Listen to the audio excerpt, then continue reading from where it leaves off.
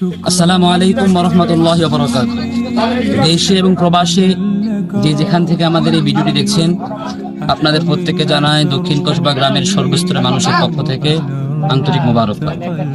প্রিয় ভাই ও বোনেরা, আল্লাহ রাব্বুল আলামিনের ইচ্ছায় আজ এই পর্যন্ত আমাদের দক্ষিণ কসবা কেন্দ্রীয় জামে মসজিদে ছাদের ডালের কাজ সম্পাদন করতে পেরেছি আলহামদুলিল্লাহ।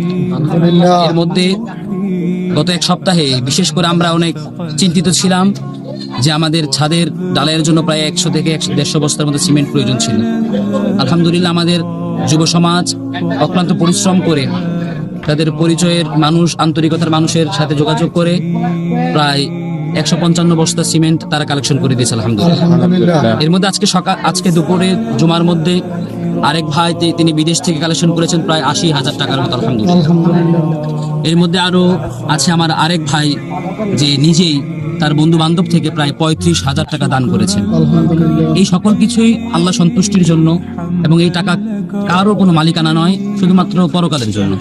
তাই আমাদের মসজিদে এখনো অনেক কাজ বাকি আছে। প্রিয় ভাই, যে যেখান থেকে দেখছেন, আপনাদের প্রত্যেকের প্রতি আমার অনুরোধ থাকবে, আমাদের মসজিদের ফ্লোরের কাজ বাকি আছে, আমাদের ইট গাঁথুনি বাকি আছে, তারপরে বিভিন্ন প্রকার এই সৌন্দর্য মণ্ডিত করার জন্য অনেক কাজ বাকি আছে। সবেমাত্র আমাদের কাজ শুরু হয়েছে। আপনারা যে যেখান থেকে শুনছেন বা দেখছেন, আপনাদের কাছে আহ্বান থাকবে, আপনারা আমাদের দক্ষিণ কসবা কেন্দ্রীয় জামে মসজিদের জন্য হাত খুলে, মন খুলে, প্রাণ খুলে শুধুমাত্র আল্লাহ সন্তুষ্টির জন্য দান করে যাবেন।